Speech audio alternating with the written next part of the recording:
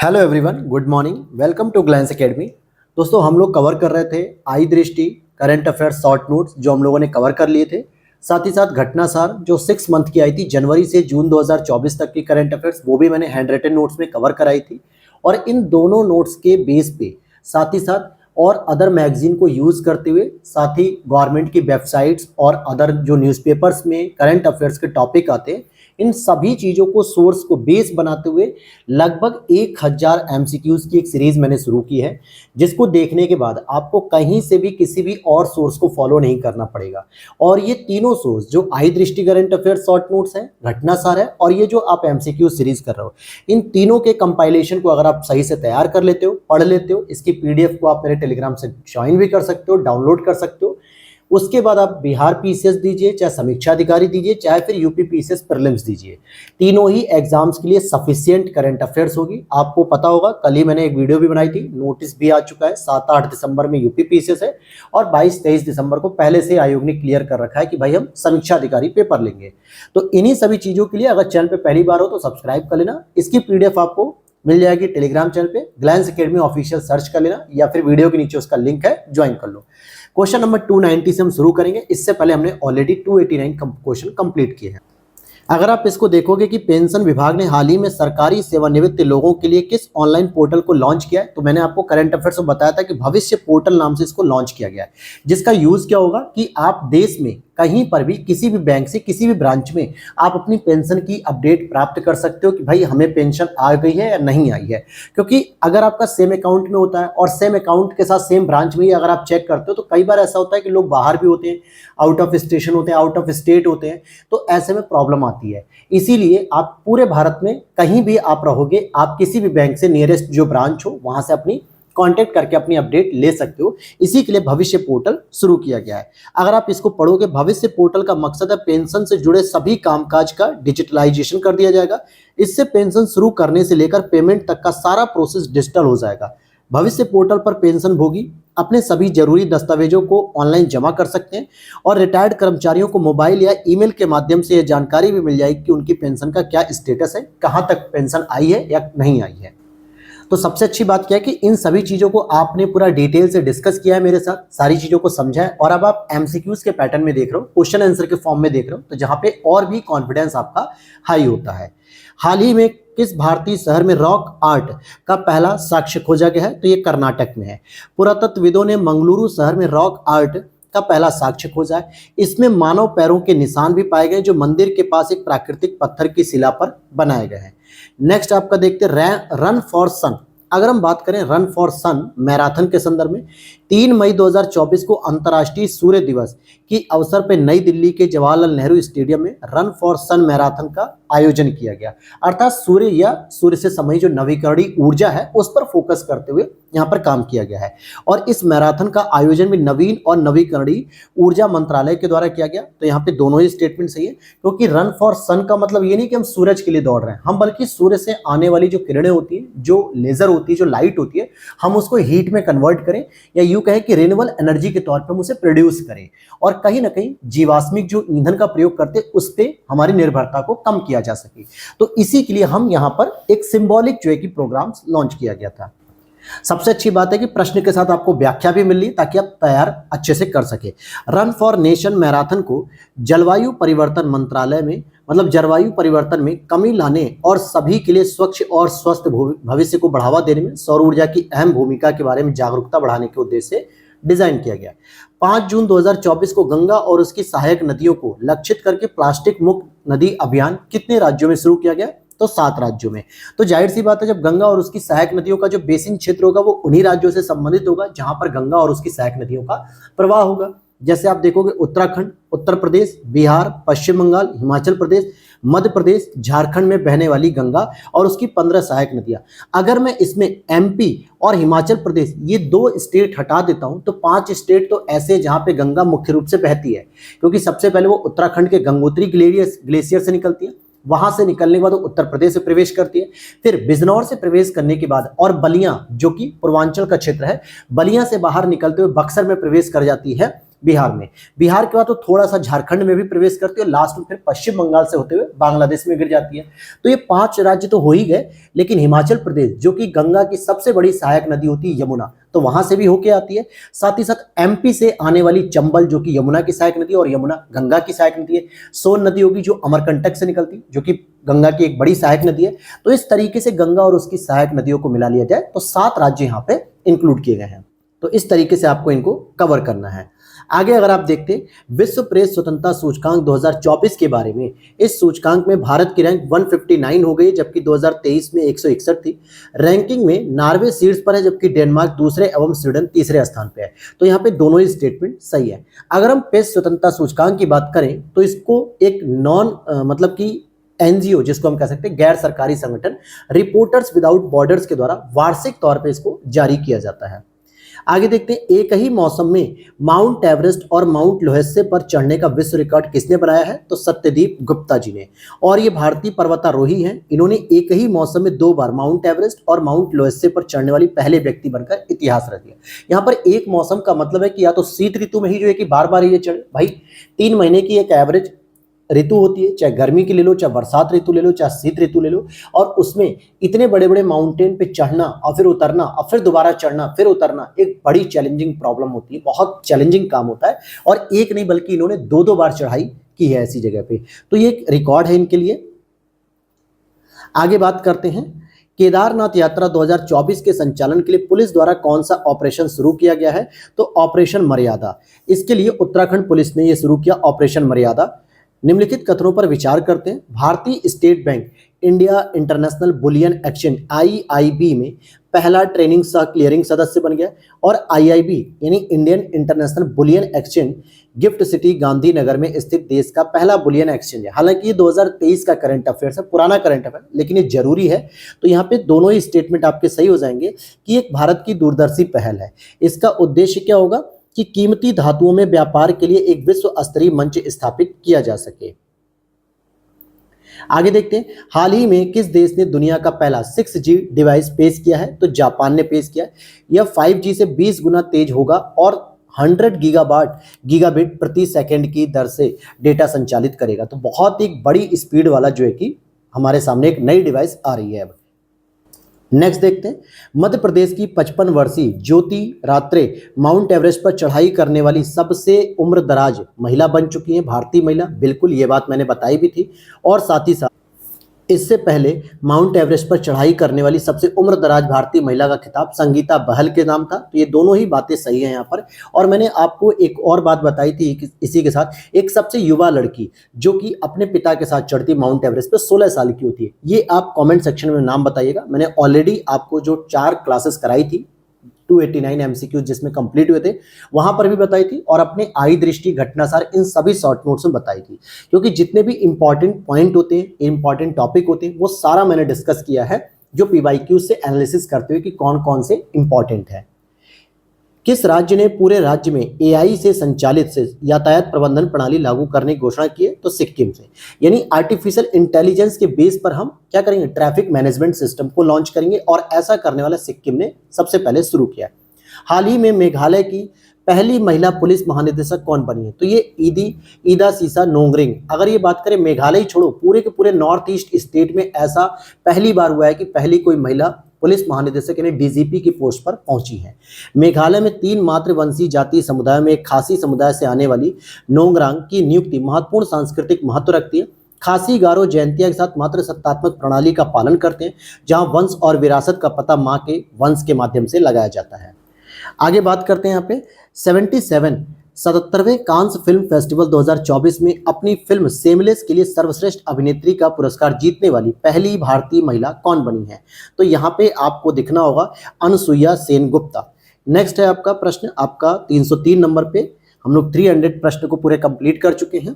अंतर्राष्ट्रीय बुकर पुरस्कार 2024 के संदर्भ में जब मैंने आपको करंट अफेयर्स को डिटेल से पढ़ाया था, तो वहां पे मैंने बताया था कि अंतर्राष्ट्रीय बुकर पुरस्कार और बुकर पुरस्कार दोनों में क्या डिफरेंस होता है। दोनों ही इंग्लैंड से जो है कि दिए जाते हैं, और दोनों नोबेल को दिए जाते हैं, लेकिन दोनों में क्या होता है कि नोबेल को अंग्रेजी में ही पब्लिश होना पड़ता है। अंतर्राष्ट्रीय बुकर का मतलब हो गया कि जो इंटरनेशनल लेवल पे जो भी लोकल लैंग्वेज या अपनी रीजनल लैंग्वेज में पब्लिश की गई होगी, उसका ट्रांसलेट किया जाता है इंग्लिश लैंग्वेज में।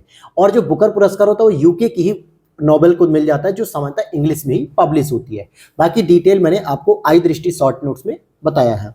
अंतर्राष्ट्रीय बुकर पुरस्कार 2024 जेनी एर्पेनबेक द्वारा लिखित और माइकल हॉफमैन द्वारा अनुवादित कैरोस को प्रदान किया गया। अब देखो, जेनी एर्पेनबेक ने जो लिखी थी वो जर्मनी भाषा में लिखी थी, यानी जर्मन की लैंग्वेज में लिखी थी, लेकिन इसको माइकल हॉफमैन ने अंग्रेजी में ट्रांसलेट किया, क्योंकि आपको बुकर पुरस्कार चाहिए, अंतर्राष्ट्रीय बुकर पुरस्कार, तो अंग्रेजी में ट्रांसलेटेड होना कंपलसरी है।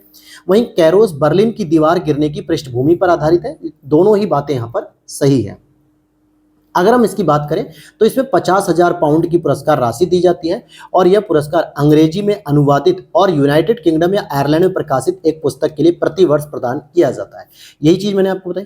किस देश ने एवरेस्ट और एमडीएच जैसे भारतीय मसालों पर प्रतिबंध लगा दिया? एवरेस्ट कौन सा? माउंट एवरेस्ट नहीं, एवरेस्ट का मसाला जो आप खाते हैं, अपने घरों में यूज करते हैं, किचन में यूज करते हैं, इस पर, और एमडीएच जो बूढ़े दादा की थी, एमडीएच कंपनी जो है कि उन दोनों ही मसालों पर, भारतीय मसालों पे किस देश ने प्रतिबंध लगा दिया है? तो ए और बी का मतलब सिंगापुर और हांगकांग दोनों ने ही इस पे प्रतिबंध लगा दिया है। आगे बात करते हैं। डीआरडीओ ने anti radiation missile Rudram second का सफलतापूर्वक परीक्षण कहां पर किया? तो ओडिशा में किया। डीआरडीओ ने स्वदेशी रूप से विकसित anti radiation missile Rudram second का सफलतापूर्वक परीक्षण किया है। इस मिसाइल को 28 मई 2024 को ओडिशा के तट के पास भारतीय वायुसेना के सुखोई 30 MK1 लड़ाकू विमान से सफलतापूर्वक प्रक्षेपित किया है। नेक्स्ट है, हाल ही में किस देश ने फतह 2 रॉकेट प्रणाली का सफल परीक्षण किया? तो पाकिस्तान ने। ये बस फतह की बात करते हैं, लेकिन ऐसा कुछ है नहीं इसका। निम्नलिखित कथनों पर विचार करते हैं। छत्तीसगढ़ के पर्यावरणविद आलोक शुक्ला को 35वें गोल्डमैन एनवायरमेंट पुरस्कार 2024 से सम्मानित किया गया। तो ये बात सही है, और उन्हें यह पुरस्कार छत्तीसगढ़ में हसदेव अरण्य, यानी कि अरण्य का मतलब होता है जंगल, हसदेव जंगल के जंगलों को बचाने के प्रयासों के लिए प्रदान किया गया। तो यहाँ पे दोनों ही स्टेटमेंट मेरे दोस्त सही हो जाएंगे। यहाँ पर देखते हैं, यह पुरस्कार समारोह यूएसए के सैन फ्रांसिस्को में वॉर मेमोरियल ओपेरा में आयोजित किया गया था, और इस पुरस्कार को ग्रीन नोबेल भी कहा जाता है। जैसे नोबेल प्राइज होता है आपके जो रिसर्च में दिया जाता है, साइंस में, जैसे फिजिक्स में, केमिस्ट्री में, और इकोनॉमी में दिया था, पीस में दिया था, वैसे ही इसको भी एनवायरनमेंट का नोबेल प्राइज कहा जाता है। तो बहुत ही सम्मानित ये माना जाता है। नेक्स्ट अगर हम बात करें, ब्लूमबर्ग बिलियनियर इंडेक्स 2024 में कितने भारतीयों को दुनिया के शीर्ष 15 सुपर अमीरों में शामिल किया गया है? तो ये कोई ऐसा प्रश्न बनने वाला नहीं है, लेकिन यहाँ पे दो लोग हैं। पहला, अगर आप देखोगे कि दुनिया का जो सबसे अमीर व्यक्ति है ब्लूमबर्ग की रिपोर्ट के अनुसार, तो बर्नार्ड अर्नोल्ट हो जाएंगे। सेकंड नंबर पे जेफ बेजोस आएंगे अमेजॉन के। थर्ड नंबर पे एलन मस्क आएंगे। लेकिन इंडिया की तरफ से 12 नंबर पे मुकेश अंबानी और 14 नंबर पे गौतम अडानी है। चर्चा में रहा न्यू कैलिडोनिया के संदर्भ में निम्नलिखित कथनों पर विचार कीजिए। ब्रिटेन ने न्यू कैलिडोनिया में आपातकाल की घोषणा की है। न्यू कैलिडोनिया एक ब्रिटिश विदेशी द्वीपीय क्षेत्र है। अब यहाँ पर बात आ रही है कि कौन सा कथन सही है। तो देखिए, न पहला सही है न ही दूसरा। क्यों? क्योंकि फ्रांस ने न्यू कैलिडोनिया में आपातकाल की घोषणा की और यह एक फ्रांसीसी विदेशी द्वीप क्षेत्र है। ब्रिटेन का इस पे कोई कंट्रोल नहीं है, बल्कि किसका कंट्रोल है? इस पे कंट्रोल होता है आपका फ्रांस का, और यह दक्षिणी पश्चिमी प्रशांत महासागर में अवस्थित है। इसलिए कथन 1 और कथन 2 दोनों ही गलत हैं। नेक्स्ट अगर हम देखते हैं, नेक्स्ट प्रश्न आपका है, चीन ने ताइवान को हथियारों की बिक्री में शामिल होने के लिए किस देश की रक्षा कंपनियों पर प्रतिबंध लगाया है? तो यहाँ पर अमेरिका हो जाएगा। ये प्रतिबंध बोइंग और 2 अन्य अमेरिकी रक्षा कंपनियों पर लगा दिया गया है। यह कदम इन कंपनियों द्वारा चीन में आगे निवेश पर रोक लगाता है। फिर आगे बात करेंगे यूनेस्को गिरलेमो कैनो पुरस्कार 2024 के संदर्भ में। ये यूनेस्को गिरलेनो जो कैनो पुरस्कार है, गाजा में संघर्ष को कवर करने वाले फिलिस्तीनी पत्रकारों को 2024 का UNESCO Guillermo Cano world press freedom पुरस्कार विजेता के रूप में घोषित किया गया। बिल्कुल सही है ये स्टेटमेंट। प्रत्येक वर्ष यह पुरस्कार कठिन और खतरनाक परिस्थितियों का सामना करने वाले पत्रकारों के साहस को श्रद्धांजलि देता है। तो दूसरा और पहला दोनों ही स्टेटमेंट सही है। अब सोचिए, जहां पर गाजा में लगातार जो है कि इजराइल के द्वारा क्या किया जा रहा, बमबारी की जा रही थी, मिसाइल गिराई जा रही थी, लगातार जो है कि लोगों को मारा जा रहा था, और ऐसे में पत्रकार बेचारे अपनी जान को जोखिम में डाल के कि कब उनके सर के ऊपर कोई मिसाइल गिर जाए, फिर भी उन्होंने पूरी पत्रकारिता का सम्मान करते हुए पूरी रिपोर्ट आपके सामने पेश की थी, दुनिया के सामने पेश की थी। तो इसी को देखते हुए यूनेस्को के द्वारा ये प्राइज दिया गया है। आगे देखते हैं 312 में, कौन सा देश पहली बार फीफा महिला विश्व कप 2027 की मेजबानी करने जा रहा है? तो ब्राजील। थाईलैंड के बैंकॉक में 74वें फीफा कांग्रेस में ब्राजील को 2027 में आयोजित होने वाले 10वें फीफा महिला विश्व कप का मेजबान देश घोषित किया गया और जिससे वह इस टूर्नामेंट की मेजबानी करने वाला पहला दक्षिणी अमेरिकी देश भी बन जाएगा। फीफा महिला विश्व कप फुटबॉल का होगा, ये ध्यान रखना। हाल ही में किस देश ने 10 वर्षीय ब्लू रेजिडेंसी वीजा लॉन्च किया? ये मैंने बहुत डिटेल से पढ़ाया था कि जो भी व्यक्ति अगर एनवायरनमेंट को प्रोटेक्ट करने के लिए या उसके संरक्षण के लिए अपना अमूल्य योगदान देता है तो यूएई के द्वारा ये लॉन्च किया गया है कि हम 10 वर्ष का जो है कि रेजिडेंसी वीजा देंगे कि आप वहां पर रह सकते हो, सारी व्यवस्था आपको दी जाएगी। तो ये यूएई सरकार ने ऐसा कदम उठाया है। यूएई ने पर्यावरण संरक्षण को बढ़ावा देने के लिए एक महत्वपूर्ण कदम उठाते हुए पर्यावरण की सुरक्षा में महत्वपूर्ण योगदान देने वाले व्यक्तियों के लिए स्पेशल 10 वर्षीय ब्लू रेजिडेंसी वीजा की सुविधा लॉन्च की है। तो ये भी मैंने बहुत डिटेल से बताया था आपको। विश्व प्रवासन रिपोर्ट, वर्ल्ड रेमिटेंस कह सकते हैं, वर्ल्ड माइग्रेशन रिपोर्ट कह सकते हो। रिपोर्ट के अनुसार वर्ष 2022 में भारत को 111 बिलियन डॉलर से अधिक का प्रेषण यानी रेमिटेंस प्राप्त हुआ है, जो विश्व के देशों में सबसे अधिक है। इवन कि विश्व का पहला ऐसा देश बन गया है भारत जिसको 100 बिलियन डॉलर से भी अधिक का क्या प्राप्त हुआ, रेमिटेंस प्राप्त हुआ है। रिपोर्ट के अनुसार 2022 में भारत, मैक्सिको, चीन, फिलीपींस, फ्रांस शीर्ष 5 रेमिटेंस प्राप्तकर्ता देश हैं। तो दोनों ही बातें सही है, यानी पहले नंबर पे आपका आता है भारत, दूसरे पे मैक्सिको, तीसरे पे चाइना। ये 3 देश ऐसे हैं जिनको सबसे अधिक रेमिटेंस प्राप्त होता है। लेकिन मैं आपको बता दूं कि जो 100 बिलियन डॉलर से भी अधिक रेमिटेंस भारत को ही प्राप्त हुआ है, फिर इसके बाद लगभग 74 बिलियन डॉलर के आसपास मैक्सिको को प्राप्त होता है। आगे बात करेंगे, अगर हम इसकी बात कर लेते हैं कि रिपोर्ट कौन जारी करता है, इंटरनेशनल ऑर्गेनाइजेशन फॉर माइग्रेशन ने 7 मई 2024 को विश्व प्रवासन रिपोर्ट जारी की और सेम इसी प्रकार के डाटा को लेकर वर्ल्ड बैंक के द्वारा भी एक रिपोर्ट जारी की जाती है जो वर्ल्ड रेमिटेंस रिपोर्ट के नाम से ही आती है। आगे देखते हैं, वैश्विक वैद्युत समीक्षा रिपोर्ट 2024 के संदर्भ में। रिपोर्ट के अनुसार वर्ष 2023 में भारत जापान को पीछे छोड़कर विश्व का तीसरा सबसे बड़ा सौर ऊर्जा उत्पादक देश बन गया है। तो यह बात बिल्कुल सही है। और जापान ने 110 बिलियन यूनिट की तुलना में भारत ने 2023 में 113 बिलियन यूनिट सौर ऊर्जा उत्पन्न की है। तो यहाँ पे आप देखोगे कि दोनों ही स्टेटमेंट सही हो जाएंगे जो कि मैंने बताया था डिटेल से। बिजली उत्पादन में सौर ऊर्जा का योगदान 5.5% था। वैश्विक रुझान के अनुसार भारत ने भी वर्ष 2023 में 5.8% बिजली सौर ऊर्जा से उत्पन्न की है। आगे बात करते हैं, हाल ही में चर्चा में रही नर्मदा नदी पर ओंकारेश्वर केवड़िया क्रूज यात्रा का संबंध किन राज्यों से है? तो भैया ओंकारेश्वर आपका एमपी में आता है और केवड़िया आपका गुजरात में आता है। तो ये हो जाएगा मध्य प्रदेश गुजरात का संबंध हो जाएगा। आगे देख लेते हैं कि क्रूज टूरिज्म की शुरुआत ओंकारेश्वर स्थित एकात्म धाम से गुजरात में स्टैचू ऑफ यूनिटी जो कि सरदार वल्लभ भाई पटेल जी को समर्पित है तक होगी और यह पूरा रूट 120 किलोमीटर का इस दिशा में काम शुरू हो गया। तो केवड़िया जो तट होता है केवड़ तट, तो वहीं पर पटेल जी की मूर्ति भी है, साधु बेट द्वीप है ना। नेक्स्ट है, सुप्रीम कोर्ट ने सरिस्का टाइगर रिजर्व के क्रिटिकल टाइगर हैबिटेट CTH के 1 किलोमीटर की परिधि के भीतर चल रही 68 खदानों को बंद करने का आदेश दे दिया है। बिल्कुल सही बात है। और सरिस्का टाइगर रिजर्व गुजरात के गांधीनगर जिले की अरावली पहाड़ियों में स्थित है। तो भैया देखो ये गलत है क्योंकि गुजरात छोड़ो ये राजस्थान के अंतर्गत आता है, न कि गुजरात में। तो केवल पहला सही होगा, दूसरा गलत है। यहां पढ़ लेते हैं, सरिस्का टाइगर रिजर्व राजस्थान के अलवर जिले में अरावली पहाड़ियों में स्थित है। तो सबसे बड़ी बात क्या है कि राजस्थान में, और यह बाघों को सफलतापूर्वक स्थानांतरित करने वाला विश्व का पहला रिजर्व भी है। नेक्स्ट अगर हम देखते हैं, जापान और किस देश ने हाइपरसोनिक मिसाइल इंटरसेप्टर विकसित करने के लिए समझौता किया? तो अमेरिका। जापान और अमेरिका ने 2030 के दशक तक हाइपरसोनिक मिसाइलों के लिए इंटरसेप्टर विकसित करने के लिए एक अनुबंध पर एग्रीमेंट किया है। नेक्स्ट हम बात करेंगे, DRDO ने भारतीय नौसेना के लिए स्मार्ट प्रणाली का सफलतापूर्वक परीक्षण कहां से किया है? तो ओडिशा से किया है। स्मार्ट का मतलब हो गया supersonic missile assisted release of torpedo, ये इसकी फुल फॉर्म हो जाएगी।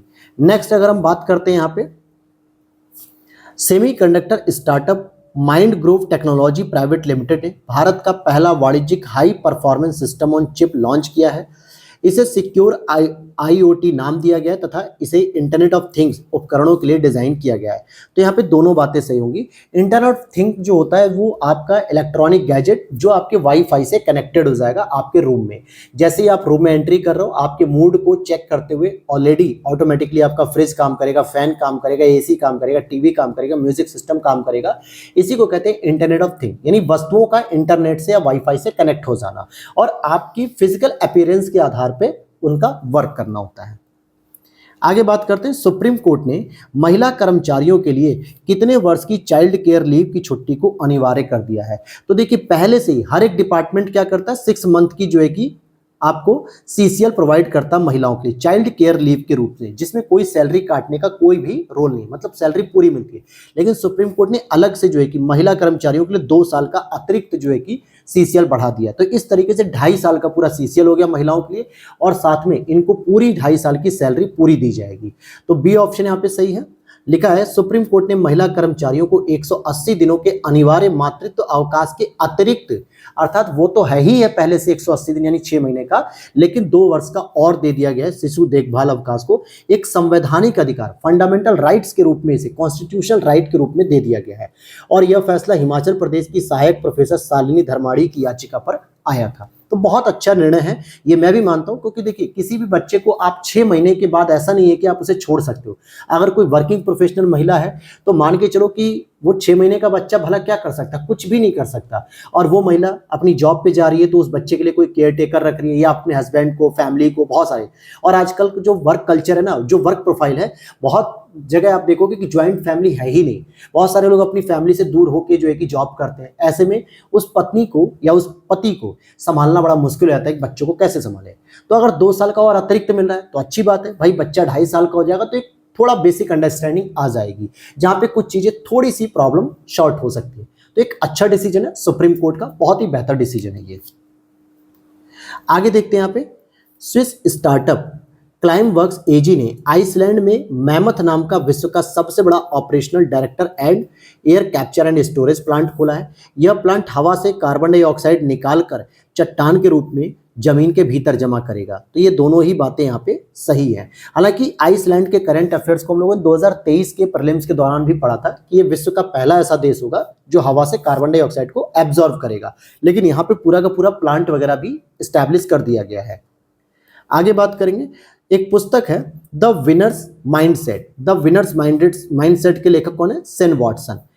द विनर्स माइंडसेट में वॉटसन ने अंतर्दृष्टि और रणनीतियों को साझा किया, जिसने उन्हें अपने डर पर विजय प्राप्त करने और अपने क्रिकेट करियर में नई ऊंचाइयों तक पहुंचने में सक्षम बनाया है। तो एक क्रिकेटर है सेन वॉटसन, आपके ऑस्ट्रेलियन बॉलर हैं ये। नेक्स्ट देखते हैं, नेशनल ग्रीन ट्रिब्यूनल, जिसको हम लोग एनजीटी भी बोलते हैं, ने असम के मुख्य सचिव ने नेशनल ग्रीन ट्रिब्यूनल ने असम के मुख्य सचिव से सोनाई रूपाई वन्यजीव अभ्यारण्य में मतदान केंद्रों, स्कूलों और अन्य निर्माण गतिविधियों को अनुमति देने वाले अधिकारियों का विवरण मांगा है। पहला स्टेटमेंट। दूसरा, इस अभ्यारण्य से बूढ़ी दिहांग नदी होकर बहती है। तो यहाँ पे दोनों ही स्टेटमेंट आपके क्या होंगे? सही हो जाएंगे। अब आगे हम देखते हैं, छत्तीसगढ़ का पहला 15 मेगावाट का फ्लोटिंग सोलर प्लांट किस शहर में स्थापित किया जाएगा? भिलाई में। हालांकि भारत के अगर हम बात करें कि सबसे पहला फ्लोटिंग सोलर प्लांट कहाँ पे, तो ओंकारेश्वर में स्टैब्लिश किया गया है, लेकिन ये छत्तीसगढ़ का पहला है तो भिलाई में हो जाएगा। सेल भिलाई ने छत्तीसगढ़ के मरौदा वन जलाशय में 15 मेगावाट की फ्लोटिंग सौर परियोजना की योजना बनाई है, जिसका उत्सर्जन है कार्बन उत्सर्जन को कम करना और नवीकरणीय ऊर्जा को बढ़ावा देना। सेल का मतलब क्या हो गया? स्टील अथॉरिटी इंडिया लिमिटेड, जो कि भिलाई में है, तो उसने अपना काम किया है इस पे। नेक्स्ट हम बात करेंगे, मैक्सिको के समुद्र विज्ञानियों की एक टीम ने इस बात की खोज की है कि तामजा ब्लू होल विश्व का सबसे गहरा ज्ञात ब्लू होल है। बिल्कुल सही है। और यह ब्लू होल दक्षिण चीन सागर में संसा योंगले ब्लू होल से 480 फीट अधिक गहरा है। तो यह भी बात सही हो गई है। ठीक है, आगे बात करते हैं 327 नंबर के क्वेश्चन को। आज हम लोग 400 को क्रॉस कर लेंगे हर हाल में। देखते हैं उसके और आगे भी अगर हम जा सकेंगे तो पूरी कोशिश करेंगे। यूनाइटेड वे ऑफ बेंगलुरु ने 2026 तक बेंगलुरु शहर में 10,000 अंतःश्रवण कुओं का निर्माण करने की एक महत्वाकांक्षी परियोजना को शुरू किया है। बिल्कुल सही। और इस महत्वाकांक्षी परियोजना का उद्देश्य बेंगलुरु के शहरी क्षेत्रों में पानी की कमी का स्थायी समाधान करना है। तो ये दोनों ही बातें यहाँ पे सही है। आगे बात करते हैं कि कुएं कैसे होते हैं। तो ये सामान्यतः अंतःश्रवण जो कुएं होते हैं, ये मिट्टी के बांध होते हैं जो आमतौर पे 12 फीट गहरे, 4 फीट चौड़े होते हैं, बजरी से भरे होते हैं और कंक्रीट के छल्ले से ढके होते हैं। इन कुओं को वर्षा जल को एकत्र करने के लिए डिजाइन किया गया है, ताकि भूजल स्तर को बहाल, संरक्षित और रिचार्ज किया जा सके। क्योंकि कर्नाटक आपका अरब सागर के तट पे, जहाँ पे दक्षिण पश्चिम मानसून से बहुत अच्छी बारिश प्रवेश करती है, तो उस वर्षा जल को एकत्रित किया जा सके। आगे बात करते हैं, हाल ही में किस राज्य में पेरुल लाव पैसे पाओ का अभियान शुरू किया गया? तो ये उत्तराखंड में किया गया है, जो सामान्यतः क्या होता है, आग फैलाने का सबसे बड़ा कारण बनती है पिरुल की पत्तियां। पिरुल मतलब होता है चीड़ का पेड़, जिसकी पत्तियां सूखी होती है, बहुत तेजी से इसमें आग लगने का कारण बनता है, जिससे जंगल का विनाश होता है। तो ऐसे में क्या किया प्रधानमंत्री मुख्यमंत्री जी ने वहां पे कि भाई पिरुल लाओ, अर्थात कि चीड़ की पत्तियां हमें लाकर दे दो और बदले में पैसे पाओ, जिससे क्या होगा, जंगल में आग लगने की संभावना को कम किया जा सकेगा। नेक्स्ट अगर हम बात करें डेंगू के लिए एक नए टीके TAK-003 को विश्व स्वास्थ्य संगठन से प्री क्वालिफिकेशन प्राप्त हुआ है, बिल्कुल सही बात है। और इस वैक्सीन को क्यूडेंगा के नाम से जाना जाता है। तो दोनों ही बातें यहाँ पे सही हो जाएंगी, लेकिन ये दूसरा टीका है, इससे पहले ऑलरेडी एक टीका बनाया जा चुका है। ठीक है, यह इस वैक्सीन को क्यूडेंगा के नाम से जाना जाता है और यह फार्मा कंपनी सुनोपी पास्चर द्वारा विकसित डेंग वैक्सिया या CYD TDV के बाद WHO द्वारा प्री क्वालिफिकेशन प्राप्त करने दूसरी डेंगू वैक्सीन है। तो पहली कौन सी थी? डेंग वैक्सिया थी। नेक्स्ट अगर हम बात करते हैं Times Higher Education young university ranking 2024 की सीट्स 100 की सूची में कितने भारतीय विश्वविद्यालयों को स्थान दिया गया है? तो 2 भारतीय विश्वविद्यालयों को स्थान दिया गया है, जिसमें टॉप मोस्ट नंबर रैंकिंग आती है महात्मा गांधी विश्वविद्यालय केरल 81वां, और दूसरे नंबर पे आता है अन्ना विश्वविद्यालय चेन्नई 96। अगर हम सीट्स की बात करेंगे तो सिंगापुर की नानयांग टेक्नोलॉजिकल यूनिवर्सिटी लगातार दूसरे वर्ष इस तालिका में शीर्ष पर है। तो ध्यान देने वाली बात है कि अगर आपसे Times Higher Education young university ranking पूछ रहा है, यंग यूनिवर्सिटी का मतलब हो जाता है कि जो अभी कुछ ही समय पहले जो है कि स्टैब्लिश की गई और अभी उसमें सारे कोर्सेज संचालित हो रहे हैं और उनकी परफॉर्मेंस पे बात की जाती है। तो यंग इंडिया महात्मा गांधी जी ने लिखी थी, इसलिए आप वहीं से आप कनेक्ट कर सकते हो कि भाई महात्मा गांधी विश्वविद्यालय को दिया गया है। आगे बात करते हैं, भारतीय सेना की त्रिशक्ति कोर द्वारा ऑपरेशन सद्भावना कहां चलाया गया? तो ये सिक्किम में चलाया गया है। ऑपरेशन सद्भावना के तहत भारतीय सेना की त्रिशक्ति कोर ने नागा और रंगरंग गांव में उत्तरी सिक्किम के दूरदराज के समुदायों के लिए राहत कार्य शुरू किया है। आगे देखते हैं, पहले ONDC स्टार्टअप महोत्सव के संदर्भ में निम्नलिखित कथनों पर विचार कीजिए। 17 मई 2024 को उद्योग संवर्धन और आंतरिक व्यापार विभाग ने DPIIT ने वाणिज्य भवन नई दिल्ली में पहली बार ONDC स्टार्टअप महोत्सव का आयोजन किया है। यह आयोजन यहाँ पे थोड़ा सा प्रिंटिंग मिसप्रिंट है कि 2 प्रमुख पहलों स्टार्टअप इंडिया पहल और open network for digital commerce के मध्य एक अनूठा सहयोग होगा। तो यहाँ पे दोनों स्टेटमेंट सही हैं। आगे बात करते हैं, चर्चा में रही बुलावा अंतर महाद्वीप बैलिस्टिक मिसाइल का संबंध किस देश से? तो ये रूस से संबंधित है, बुलावा। ठीक है, आगे बात करते हैं यहाँ पे वैश्विक शांति सूचकांक 2024 के संदर्भ में निम्नलिखित कथनों पर विचार कीजिए। आइसलैंड दुनिया का सबसे शांतिपूर्ण देश बन गया और सूचकांक में भारत 5 स्थानों के सुधारों के साथ 116वें नंबर पे आ गया। वैश्विक शांति सूचकांक को वर्ल्ड इकोनॉमिक फोरम के द्वारा जारी किया था। तो देखो, इकोनॉमिक इंटेलिजेंस एंड यूनिट वाली होती है, तो यहाँ पर अगर आप देखोगे तो पहला दूसरा तो सही है, लेकिन तीसरा गलत है, क्योंकि institute for economics and peace इस संस्था के द्वारा वैश्विक शांति सूचकांक जारी किया था, न कि जो दिया था ऑप्शन वो। देखिए, यहाँ पे कुछ प्रश्न ऐसे हैं जिनके मैं एक्सप्लेनेशन नहीं पढ़ रहा हूँ, क्योंकि वो उतने इंपॉर्टेंट नहीं है, क्योंकि उसमें उलझने की कोई जरूरत नहीं है। फिर भी अगर आप चाहते हो कि आपको एक्सप्लेनेशन चाहिए तो आप उसकी PDF को डाउनलोड कर सकते हो हमारे टेलीग्राम प्लेटफॉर्म पे ज्वाइन होके, जहाँ पे और भी बहुत सारी अपडेट, नोटिफिकेशन और PDF में आपको प्रोवाइड करता रहता हूँ। ग्लैंस एकेडमी ऑफिशियल आप सर्च करेंगे टेलीग्राम पे तो लगभग 13,500 से अधिक सब्सक्राइबर हो चुके हैं, उनको ही ज्वाइन करना है, क्योंकि यहाँ पर बहुत सारे फेक चैनल आ चुके हैं हमारे कॉपीराइट के लिए। नेक्स्ट है, जून 2024 में कौन सा देश अंतर्राष्ट्रीय सौर संगठन का 100वां सदस्य देश बन गया है? तो ये आपका पराग्वे हो गया है। अगर मैं आपको बताऊं कि 101वां भी एक देश बन चुका है, जो हमारा पड़ोसी देश है, वो है हमारा नेपाल। ISA मतलब हो गया इंटरनेशनल सोलर अलायंस। यहाँ पर हम देखेंगे कि पराग्वे आधिकारिक तौर पे ISA का 100वां पूर्ण सदस्य बन गया। ISA की स्थापना भारत और फ्रांस ने पेरिस में 2015 के संयुक्त राष्ट्र जलवायु परिवर्तन सम्मेलन के दौरान की थी। इसका उद्देश्य विश्व भर में सौर ऊर्जा के उपयोग को बढ़ावा देना है। इसका हेडक्वार्टर आपके गुरुग्राम हरियाणा में स्थित है। नेक्स्ट अगर हम बात करें, one world media press freedom पुरस्कार 2024, सोमालिया की एकमात्र महिला समाचार टीम बिलान ने 2024 में one world media press freedom award जीता है, बिल्कुल सही है। और यह पुरस्कार पिछले 2 वर्षों में बिलान की निडर पत्रकारिता को मान्यता देता है, जिसने संवेदनशील विषयों को उठाया है और सोमालिया में महिला पत्रकारों को सशक्त बनाया है। तो मेरे हिसाब से दोनों स्टेटमेंट यहाँ पे सही हो जाएंगे। हालांकि ये जो पुरस्कार है ये आपके UNDP United National Development Programme के द्वारा 2021 में इसकी स्थापना की गई थी और तभी से जो है कि ये प्रोग्राम दिया जा रहा है। 2024 में विश्व पर्यावरण दिवस किस दिन मनाया गया? भैया हमेशा मनाया जाता है 5 जून को, कोई बदल थोड़े जाएगा। थीम की बात करेंगे तो land restoration, desertification and drought resilience. Saudi Arab ने विश्व पर्यावरण दिवस 2024 की मेजबानी की थी इस बार। नेक्स्ट है, भारत के पहले कृत्रिम बुद्धिमत्ता विश्वविद्यालय यूनिवर्सल एआई यूनिवर्सिटीज ने अंतर्राष्ट्रीय रणनीतिकार प्रोफेसर साइमन मैक को अपना पहला कुलपति नियुक्त किया। तो बिल्कुल सही है। और साइमन मैक किसी भी भारतीय विश्वविद्यालय के संस्थापक कुलपति के रूप में कार्यभार संभालने वाले पहले विदेशी नागरिक बन गए। तो दूसरा भी सही है। यहाँ पे दोनों स्टेटमेंट आपके सही हो जाएंगे। वर्ल्ड बैंक ने वैश्विक कंटेनर पोर्ट प्रदर्शन सूचकांक 2023 में टॉप 20 में शामिल होने वाला भारत का एकमात्र बंदरगाह कौन सा है? विशाखापत्तनम, जिसकी रैंकिंग कितनी है? 19 नंबर पे है। अगर आप उसके आगे भी जाओगे तो 27वें नंबर पे आपको मुंद्रा एयरपोर्ट देखने को मिलेगा, मतलब मुंद्रा पोर्ट, जो आपको गुजरात में देखने को मिल जाता है। तो कह सकता हूं कि टॉप 100 में हमारे टोटल 9 जो है कि वैश्विक स्तर पर शामिल हो चुके हैं इस कंटेनर पोर्ट इंडेक्स में।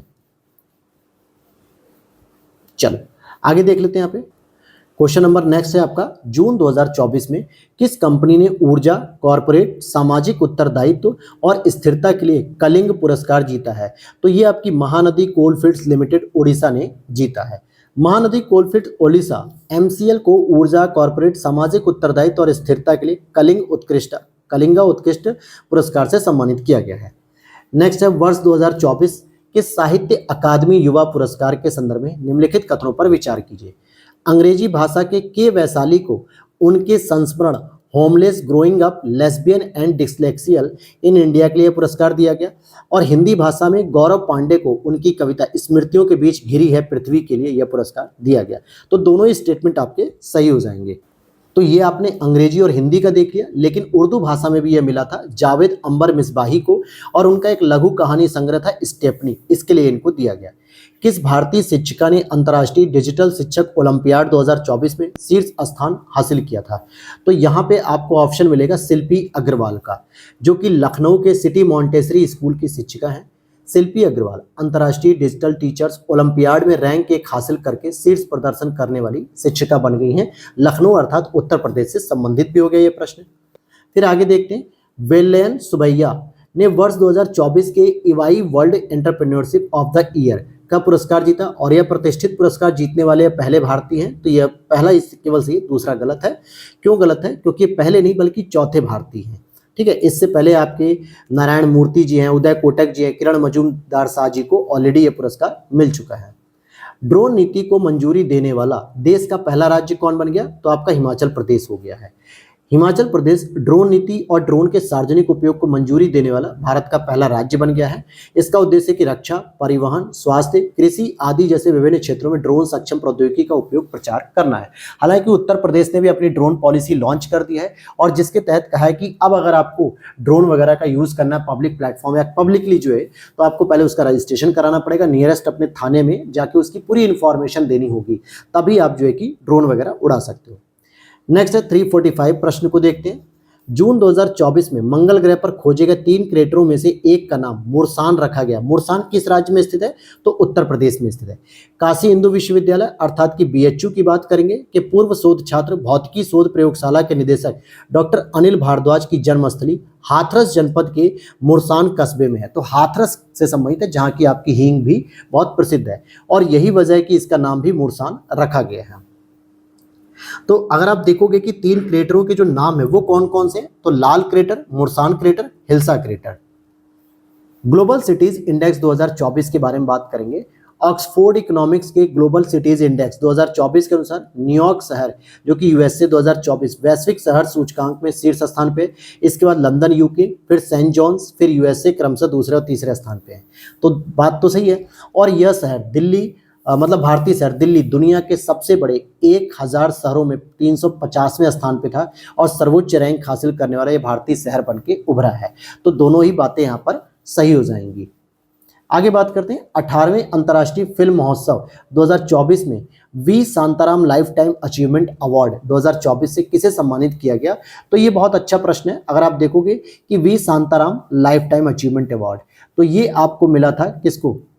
सुबैया नलामुथु को। किससे सम्मानित है? सुबैया नलामुथु, सुबैया की। तो 18वें मुंबई अंतर्राष्ट्रीय फिल्म महोत्सव में वर्ष 2024 के वन्य जीव फिल्म निर्माता सुबैया नलमुथु को V Shantaram life time achievement award से सम्मानित किया गया। फिल्म महोत्सव 2024 की थीम क्या है? अमृतकाल में भारत। आगे देखते हैं, अगले प्रश्न को देख लेते हैं। वैश्विक ऊर्जा संक्रमण 2024 के संदर्भ में निम्नलिखित कथनों पर विचार कीजिए। 120 देशों के इस सूचकांक में भारत 53वें स्थान पे। इस सूचकांक को वर्ल्ड बैंक के द्वारा जारी किया जाता है। तो यहाँ पे न तो पहला सही है न ही दूसरा, क्योंकि अगर हम वैश्विक ऊर्जा संक्रमण सूचकांक की बात करें तो भारत आपका 63वें स्थान पर स्थित है 120 देशों में। पिछले साल भारत की 67वीं रैंकिंग थी, लेकिन इसका जो रिकॉर्ड होता है वो वर्ल्ड बैंक जारी नहीं करता, वर्ल्ड इकोनॉमिक फोरम के द्वारा जारी किया था, विश्व आर्थिक मंच के द्वारा। तो दोनों ही स्टेटमेंट यहाँ पे गलत हो गए। अब fly on the RBI wall नामक पुस्तक किसने लिखी है? तो अल्पना किलावाला ने, ये इन्होंने पुस्तक लिखी है। नेक्स्ट है, फ्रेंच ओपन 2024 का महिला एकल वर्ग का खिताब जीतने वाली ईगा स्वीटेक का संबंध किस देश से? कई बार होता है हम लोग कि जो पुरस्कार विजेता होते हैं हम उनको पढ़ लेते हैं, लेकिन वो किस देश से संबंधित है या किस काम से संबंधित है ये हम लोग नहीं पढ़ते हैं। तो यहाँ पर एग्जामिनर आपको फंसा सकता है। तो ईगा स्वीटेक आपकी पोलैंड से संबंधित है। ईगा स्वीटेक ने जैस्मिन पाओलिनी को हराकर लगातार तीसरी बार फ्रेंच ओपन महिला खिताब जीत लिया है। आगे बात करते हैं पर्यावरण प्रदर्शन सूचकांक 2024 के संदर्भ में। इस सूचकांक में भारत 180 देशों में से 176वें स्थान पे है, बिल्कुल सही। हालांकि पिछली बार तो ये 180वें नंबर पे ही था भारत। वैश्विक स्तर पे लग्जमबर्ग शीर्ष स्थान पे आया है, तो ये बात गलत है। इस सूचकांक को संयुक्त राष्ट्र विकास कार्यक्रम यूएनडीपी के द्वारा जारी किया था, तो यह भी गलत है। तो केवल पहला स्टेटमेंट सही होगा। क्यों पहला सही होगा? क्योंकि पहला तो मैंने आपको बता दिया, लेकिन दो जो गलत है, Yale Center for Environmental Law and Policy और Columbia Center for International Earth Science Information Network के द्वारा 5 जून 2024 को विश्व के 180 देशों का पर्यावरण प्रदर्शन सूचकांक जारी किया था, न कि किसी और संस्था के द्वारा। और भारत 180 देशों में 176वें स्थान पे है। केवल पाकिस्तान, वियतनाम, लाओस और म्यांमार से ही भारत ऊपर है। बाकी 2022 के सूचकांक में भारत अंतिम स्थान पे था। और इस सूचकांक में शीर्ष देश में एस्टोनिया आता है, जिसने लगभग 55% कार्बन डाइऑक्साइड को एब्जॉर्व किया है, कम किया है। दूसरे नंबर पर लग्जमबर्ग आएगा, न कि पहले पे। आगे बात करते हैं, जून 2024 में आर्टेमिस समझौते पर हस्ताक्षर करने वाला 42वां देश कौन बन गया? तो भारत बन गया आर्टेमिस समझौते पर हस्ताक्षर करने वाला। लेकिन दोस्तों यहाँ पे 42वें नंबर पे स्लोवाकिया को ले रहा है। ठीक है, भारत ने भी हालांकि इस पे हस्ताक्षर किया, लेकिन ये स्लोवाकिया को ले रहे हैं। यहाँ पर लिखा है कि आर्टेमिस समझौता नासा और 7 अन्य देशों के द्वारा 2020 में लॉन्च किया गया था। यह समझौता नागरिक अन्वेषण को नियंत्रित करने तथा शांतिपूर्ण उद्देश्यों के लिए चंद्रमा, मंगल, धूमकेतु, क्षुद्रग्रह, बाहरी अंतरिक्ष के उपयोग के लिए सामान्य सिद्धांत स्थापित करने के लिए किया गया है। वैश्विक लैंगिक समानता सूचकांक 2024 के संदर्भ में आपसे प्रश्न पूछा जा रहा है। तो भैया वर्ल्ड इकोनॉमिक फोरम के द्वारा वैश्विक लैंगिक समानता सूचकांक 2024 में भारत 2 स्थान नीचे खसक कर 129वें स्थान पर आ गया, और इस सूची में आइसलैंड ने अपना शीर्ष स्थान बरकरार रखा है। तो हम वैश्विक स्तर पर जो लैंगिक समता सूचकांक है उसमें 2 स्थान और नीचे खसक गए, 129 नंबर पे आ गए, जबकि पिछली बार 127 नंबर पे थे। तो यहाँ पे दोनों ही बातें आपकी सही हो जाएंगी। पढ़ लेते हैं। 146 देशों की वैश्विक सूची में सूडान सबसे निचले स्थान पे है, और इसके मापन करने के लिए 4 प्रमुख आयाम होते हैं: आर्थिक भागीदारी एवं अवसर, शिक्षा की प्राप्ति, स्वास्थ्य और जीवन रक्षा, और राजनीतिक सशक्तिकरण। ये 4 पॉइंट इसमें कवर किए जाते हैं। किस राज्य सरकार ने 2027 तक राज्य से मलेरिया को समाप्त करने का अभियान शुरू किया? तो उत्तर प्रदेश ने। उत्तर प्रदेश ने 2027 तक मलेरिया को समाप्त करने के लिए एक अभियान शुरू किया। उत्तर प्रदेश में मलेरिया के 771 मामले इसी वर्ष सामने आए थे, और उत्तर प्रदेश सरकार ने सोचा है कि अब हम 2027 तक इसको समाप्त करें।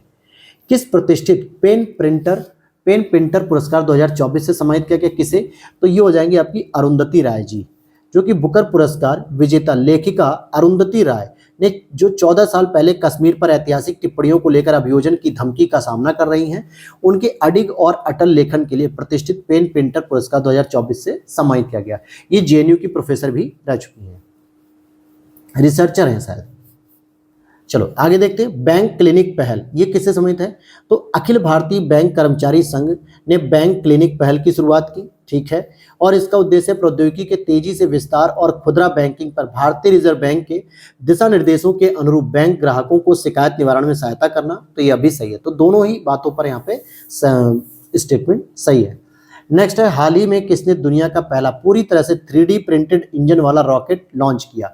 तो कौन से ऐसी प्राइवेट कंपनी थी? तो इसका नाम हो जाएगा अग्निकुल कॉस्मोस।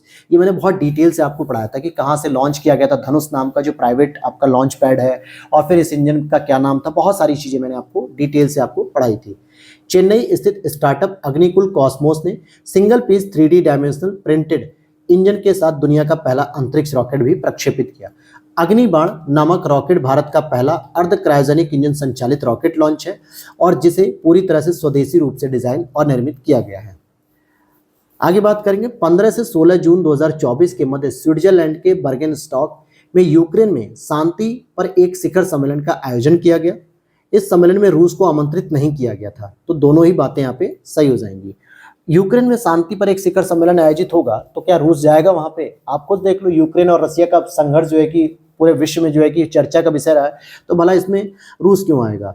हाँ, भारत एकमात्र दक्षिण एशियाई देश था जिसने शांति शिखर सम्मेलन में पार्टिसिपेट किया था। भारत के साथ सऊदी अरब, दक्षिण अफ्रीका, संयुक्त अरब अमीरात ने अंतिम दस्तावेज पर हस्ताक्षर हालांकि नहीं किए थे, लेकिन भारत उसमें शामिल हुआ था। केंद्रीय मंत्रिमंडल के द्वारा घोषित आर्थिक निर्णयों के तहत किस राज्य में बधावन बंदरगाह का निर्माण किया रहा है? तो महाराष्ट्र में किया जा रहा है। आगे बात करेंगे, पुरुष T20 वर्ल्ड कप 2024 में लगातार 2 मैचों में 2 हैट्रिक लेने वाले पहले खिलाड़ी कौन बन गए? पैट कमिंस बन गए हैं। ऑस्ट्रेलिया के तेज गेंदबाज पैट कमिंस ने T20 वर्ल्ड कप इतिहास में अपना नाम सुनहरे अक्षरों में लिखवा दिया है। सुपर 8 मैच में अफगानिस्तान के खिलाफ हैट्रिक लेकर एक नया इतिहास रच दिया। वे पहले गेंदबाज बने जिन्होंने T20 वर्ल्ड कप इतिहास में लगातार दूसरी बार हैट्रिक लिए। इससे पहले कमिंस ने बांग्लादेश के खिलाफ भी हैट्रिक ली थी। नेक्स्ट है, 6 जून 2024 को डेनमार्क, ग्रीस, पाकिस्तान, पनामा और सोमालिया को संयुक्त राष्ट्र सुरक्षा परिषद के अस्थायी सदस्य के रूप में चुना गया है। संयुक्त राष्ट्र चार्टर में यूएनएससी में 10 स्थायी और 5 अस्थायी सदस्यों का प्रावधान है, तो ये बात गलत है। बल्कि 5 कंट्री होती हैं परमानेंट जिनके पास वीटो की पावर भी होती है, जैसे फ्रांस है, यूके है, जर्मनी है, नहीं जर्मनी नहीं है, रसिया है, चाइना है और यूएसए, ये 5 देश हैं। तो ये 5 परमानेंट मेंबर होते हैं, न कि अस्थायी। जबकि अस्थायी कितने होते हैं? 10 होते हैं। तो यहाँ पे दूसरा स्टेटमेंट तो गलत है, और यहाँ पूछ भी रहा है कि कौन सा कथन सही नहीं है, तो सेकंड वाला ही गलत हो गया, क्योंकि 5 स्थायी सदस्य होते हैं जिन्हें P5 भी कहा जाता है। P5 का मतलब होता है जो न्यूक्लियर वेपन से युक्त होते हैं, यानी कि एक तरीके से इनके पास न्यूक्लियर वेपन की मान्यता है, जिसमें 5 देश कौन से हैं? संयुक्त राज्य अमेरिका यानी यूएसए, रूस, चाइना, यूके और फ्रांस है। नेक्स्ट आपका है, QS based student cities ranking 2025 में कौन से भारतीय शहर को शीर्ष स्थान मिला है? तो यहां पे ऑप्शन आ जाएगा आपका दिल्ली। आगे बात करेंगे, जून 2024 में जम्मू कश्मीर का श्रीनगर शहर विश्व शिल्प के परिषद द्वारा विश्व शिल्प शहर यानी कि वर्ल्ड क्राफ्ट सिटी के रूप में मान्यता प्राप्त करने वाला चौथा भारतीय शहर बन गया है। जयपुर, मलप्पुरम, मैसूर अन्य भारतीय शहर हैं जिन्हें पहले विश्व शिल्प शहरों के रूप में मान्यता दी जा चुकी है। तो यहाँ पे दोनों ही बातें आपकी सही हो जाएंगी, यानी वर्ल्ड क्राफ्ट सिटी के रूप में भी कश्मीर को जाना जाएगा अब। तो विश्व शिल्प शहर के रूप में मान्यता श्रीनगर की समृद्ध विरासत और इसके कारीगरों के असाधारण कौशल को उजागर करता है, जैसे कि हाथ से बुने हुए कालीन, पश्मीना शॉल, कागज से कलाकृतियां बनाना, ये सभी, जिसको पेपर मैच भी कहते हैं। 2021 में श्रीनगर को शिल्प और लोक कलाओं के लिए यूनेस्को के क्रिएटिव सिटीज नेटवर्क में भी शामिल किया गया था। अब यहाँ पे नेक्स्ट आपका प्रश्न है, आरबीआई ने किसकी अध्यक्षता में भुगतान धोखाधड़ी के जोखिमों को कम करने के लिए एक समिति का गठन किया है? तो अभय प्रसाद जी के नेतृत्व में।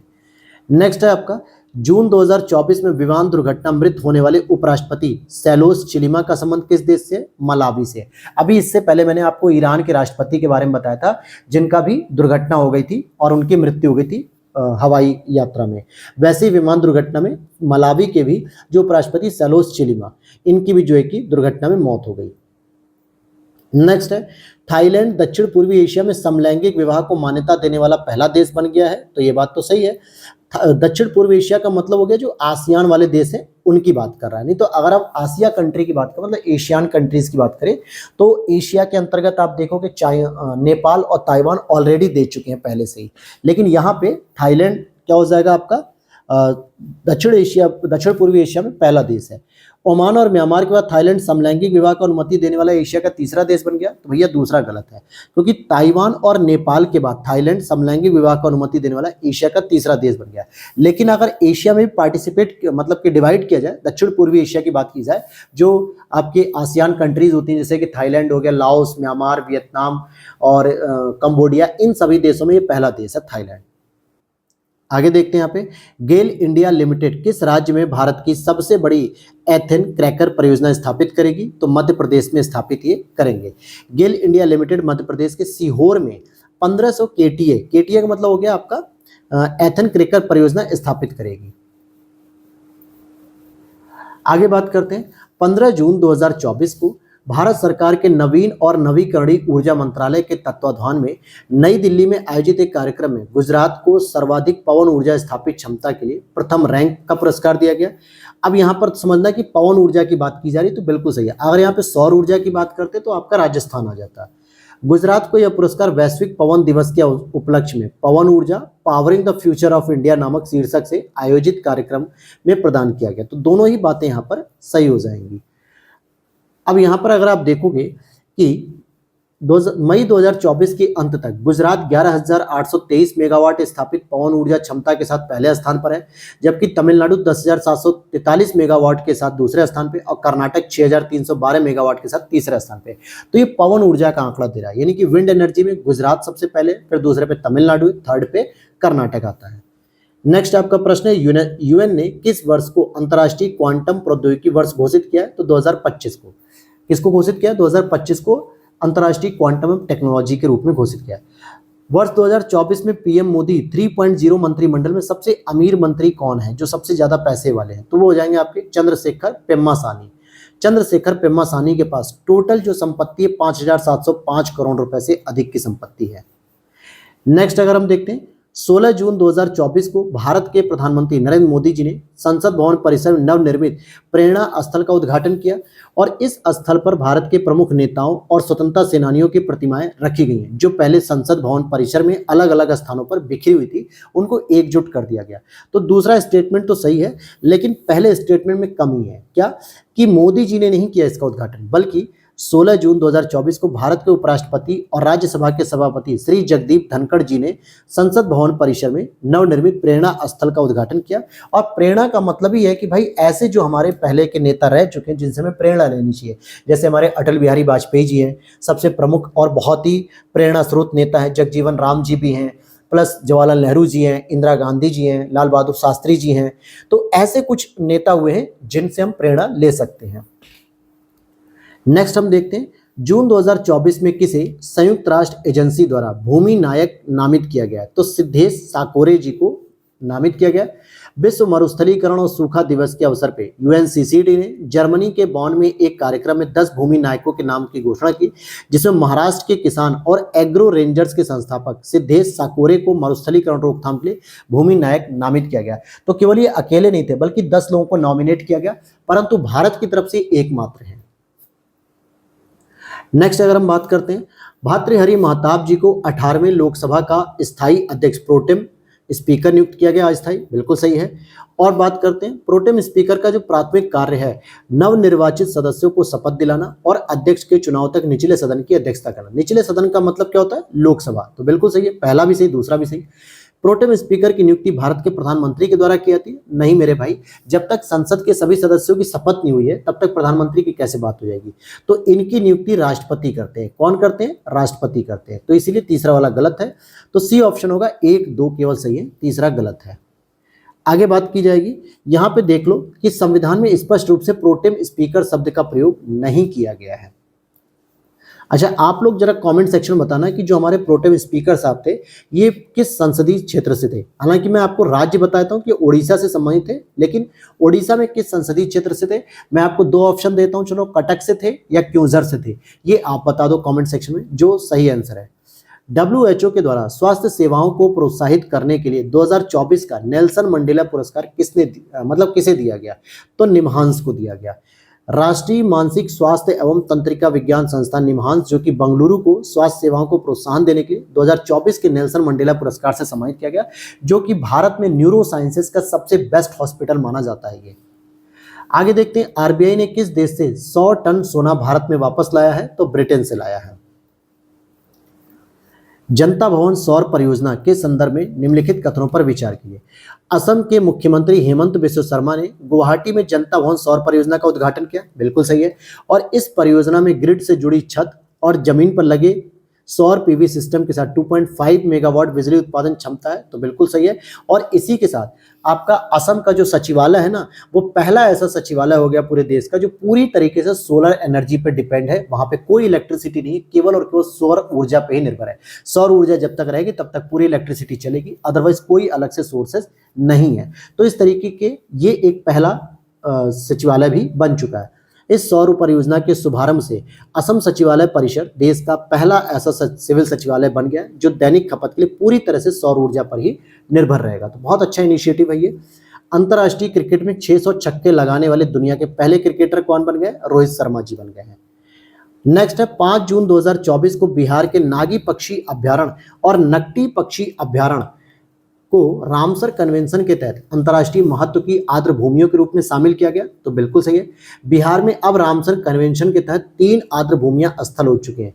इससे पहले बिहार के बेगूसराय स्थित कांवर झील को 2020 में रामसर स्थल घोषित किया गया था, बिल्कुल सही है।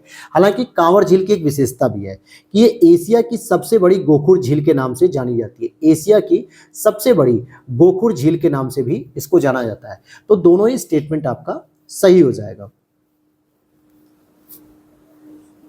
आगे बात करते हैं, किस देश ने कासा नामक अपनी अंतरिक्ष एजेंसी लॉन्च की एक नई? तो दक्षिण कोरिया ने लॉन्च की है, कोरियन एरोस्पेस एडमिनिस्ट्रेशन। एजेंसी ने 2032 में चांद पर और 2045 में मंगल पर उतरने का प्लान बनाया है। किस देश ने वर्ष 2024 से 2026 के लिए कोलंबो प्रोसेस की अध्यक्षता ग्रहण कर ली है? तो भैया ये अध्यक्षता आपको भारत को मिल गई है। आगे बात करते हैं, मुख्यमंत्री निजुता मोइना योजना, ये भी असम के मुख्यमंत्री हेमंत बिस्व शर्मा ने बाल विवाह पर अंकुश लगाने के लिए इस योजना का शुभारंभ किया और इसका उद्देश्य मैट्रिकुलेशन के बाद समग्र सकल नामांकन अनुपात को बढ़ाना और बाल विवाह जैसी सामाजिक बुराइयों को खत्म करने में मदद करना है। तो तीसरा स्टेट मतलब दूसरा और पहला दोनों ही बातें सही है। अगर हम बात करें तो इस योजना के अंतर्गत कक्षा 11 से लेकर स्नातकोत्तर यानी कि मास्टर डिग्री हासिल करने तक सभी छात्राओं को मासिक वजीफा भी प्रदान किया जाएगा, मंथली जो है कि क्या दिया जाएगा? स्कॉलरशिप दी जाएगी। और यह वित्तीय सहायता लड़कियों की आर्थिक स्थिति पर ध्यान दिए बिना दी जाएगी, चाहे उनकी स्थिति कैसी भी हो, चाहे वो अमीर घर से हो गरीब घर से हो, कोई मैटर नहीं करता, सभी को दिया जाएगा। लेकिन विधायकों की बेटियों और निजी संस्थानों में पढ़ने वाली लड़कियों को इस योजना से बाहर रखा गया, यानी कि केवल गवर्नमेंट इंस्टीट्यूट में जो पढ़ रहा होगा केवल उन्हें यह लाभ दिया जाएगा। हाल ही में मैक्सिको की पहली महिला राष्ट्रपति कौन बनी है? तो क्लाउडिया शिएनबाउम बनी है, जो कि देखा जाए तो मैक्सिको ने अपने 200 साल के इतिहास में पहली बार एक महिला को राष्ट्रपति चुना है, तो क्लाउडिया शिएनबाउम। और हम बात करेंगे कि इसी के साथ साथ ये पहली यहूदी नेता भी है जो इस पद पर आसीन हो रही है। नेक्स्ट है 50वां G7 शिखर सम्मेलन के संदर्भ में निम्नलिखित कथनों पर विचार कीजिए। यह सम्मेलन 13 जून से 15 जून 2024 तक इटली के अपूलिया के फसानो शहर में बोर्गो इग्जिनिया में आयोजित किया गया था, तो सही है। इस सम्मेलन की अध्यक्षता तुर्की के द्वारा की गई? नहीं भाई, जब इटली में आयोजित हो रहा तो इटली उसकी अध्यक्षता करेगा, कोई और देश क्यों करेगा इसकी अध्यक्षता? तो इसलिए पहला तो सही है, दूसरा गलत है। बात करते हैं, इस शिखर सम्मेलन की अध्यक्षता इटली ने की थी और यहाँ पे 50वें G7 शिखर सम्मेलन में शामिल नेताओं ने G7 partnership for global infrastructure and investment की महत्वपूर्ण पहलों को बढ़ावा देने का फैसला भी किया था। अगर हम बात करें, इस पहल की शुरुआत अमेरिका और G7 सहयोगियों ने 2022 में ही 48वें G7 शिखर सम्मेलन में की थी। हालांकि अगर बात किया है तो यहाँ पे भारत को भी आमंत्रित किया गया था गेस्ट कंट्री के रूप में। अब यहाँ पर देखते हैं, हाल ही में संयुक्त राष्ट्र महासभा के द्वारा किस दिन को अंतर्राष्ट्रीय मारखोर दिवस के रूप में घोषित किया गया है? यार ये कौन सा दिवस है, ये तो हमने भी नहीं सुना है। सी ऑप्शन दे रहा है 24 मई को। पढ़ लेते हैं भैया, ये क्या है? मारखोर एक जंगली बकरे की प्रजाति होती है और यह पाकिस्तान का राष्ट्रीय जानवर होता है और इसी तथ्य पर जो है कि दिया गया है। 18वीं लोकसभा चुनाव 2024 की टैगलाइन क्या थी? चुनाव का पर्व देश का पर्व है। नेक्स्ट प्रश्न है आपका, जून 2024 में भारतीय थल सेना ने देश के पहले स्वदेशी आत्मघाती ड्रोन नागास्त्र लोइटर म्यूनिशन को अपने बेड़े में शामिल किया। नागास्त्र 1 एक मैन पोर्टेबल हथियार वन ड्रोन प्रणाली है जिसे उच्च परिशुद्धता के साथ दुश्मन के खतरों को बेअसर करने के लिए डिजाइन किया गया है। तो यहाँ पे दोनों स्टेटमेंट आपके सही हो जाएंगे। क्वेश्चन नंबर नेक्स्ट है आपका 387। जून 2024 में किसने अंतरिक्ष में 1000 दिन बिताने वाले पहले व्यक्ति बनकर ऐतिहासिक उपलब्धि हासिल कर ली? तो ओलेग कोनेनेंको ने। और अगर हम इसकी बात करें तो ये रूस के अंतरिक्ष यात्री हैं। अगर हम देखते हैं कि सितंबर 2024 तक की अगर हम बात करें, जो लेटेस्ट रिकॉर्ड है, जब तक ये वापस अपने देश में वापस आ चुके हैं अंतरिक्ष से, तब तक इन्होंने लगभग 1100 से अधिक दिन को बिताया। और ये लगातार नहीं है दोस्तों, अब तक इन्होंने टोटल 5 अंतरिक्ष यात्राएं की हैं। तो इन 5 यात्राओं को जोड़ने के बाद इनका ये रिकॉर्ड बना है। तो ये रूसी अंतरिक्ष यात्री जो कि 59 वर्ष के हैं। आगे बात करेंगे कि निम्नलिखित कथनों पर विचार कीजिए। क्या विचार करते हैं हम लोग? 19 जून 2024 को राष्ट्रपति द्रौपदी मुर्मू जी ने बिहार के राजगीर में नालंदा के प्राचीन खंडहर स्थल के निकट नालंदा विश्वविद्यालय के नए परिसर का उद्घाटन किया। तो यहाँ पर आप देखोगे कि क्या राष्ट्रपति द्रौपदी मुर्मू जी ने उद्घाटन किया था और इसकी स्थापना नालंदा विश्वविद्यालय अधिनियम 2010 के तहत की गई। तो ये बात तो सही है दूसरा, लेकिन पहला गलत है। क्यों? क्योंकि 19 जून 2024 को प्रधानमंत्री नरेंद्र मोदी जी ने इसका उद्घाटन किया था। और नालंदा की स्थापना 5वीं शताब्दी की शुरुआत में बिहार में गुप्त वंश के कुमार गुप्त ने की थी और यह 12वीं शताब्दी तक लगभग 6 वर्षों तक सक्रिय रहा था, 600 वर्षों तक सक्रिय रहा था। इसके बारे में और जानकारी मैं आपको ऐसे ही बता देता हूं कि इसको एक अंतर्राष्ट्रीय विश्वविद्यालय का दर्जा भी दिया गया है, क्योंकि जो आसियान वाले कंट्रीज हैं, जिसमें आपके थाईलैंड है, मलेशिया, वियतनाम है, म्यांमार है, ये सब, इनका भी इसमें कंट्रीब्यूशन है, इसमें भी इनका फंडिंग दी गई है। इसीलिए ये एक ऐसा विश्वविद्यालय जिसके निर्माण में विदेशों ने भी सहयोग किया है, तो इसको अंतर्राष्ट्रीय विश्वविद्यालय का दर्जा दिया गया है। इसके बारे में बहुत डिटेल से मैंने पढ़ा है। अगर आपको बिहार पीसीएस भी देना है, बीपीएससी भी देना है, तो आई दृष्टि वाला जो करंट अफेयर्स है वहां पर मैंने बहुत डिटेल से समझाया, तो आप उसको जरूर देख लीजिएगा। नेक्स्ट हमारा प्रश्न है कि विश्व खाद्य सुरक्षा दिवस 2024 कब मनाया गया है? तो विश्व खाद्य सुरक्षा दिवस आपका 7 जून को मनाया गया, जिसकी थीम थी food safety prepare for the unexpected, अर्थात खाद्य सुरक्षा अप्रत्याशित खतरों के लिए तैयार रहें या अप्रत्याशितता के लिए तैयार रहें।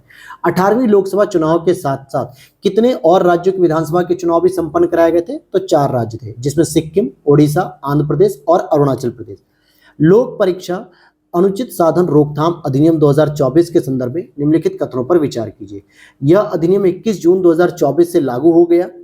सरकारी परीक्षाओं में गड़बड़ी को रोकने के लिए लाए गए इस कानून में 10 साल तक की कैद से लेकर 1 करोड़ रुपए तक के जुर्माने का प्रावधान किया गया है। तो यहाँ पे दोनों ही बातें आपकी सही हो जाएंगी, ठीक है। हालांकि अलग अलग सरकारें भी ला चुकी हैं, जैसे बिहार सरकार ने भी लाया है, उत्तर प्रदेश सरकार भी लेके आई और केंद्र सरकार भी इस नियम को लेकर आ चुकी है। बहुत डिटेल से मैंने आपको बताया भी इसमें। हाल ही में नाटो के 6 देशों ने मिलकर किसके खिलाफ एक ड्रोन दीवार बनाने का निर्णय लिया है? तो नाटो के जो 6 देशों ने मिलकर जो निर्णय लिया है कि ड्रोन दीवार तैयार करेंगे, तो रूस के खिलाफ किया गया है।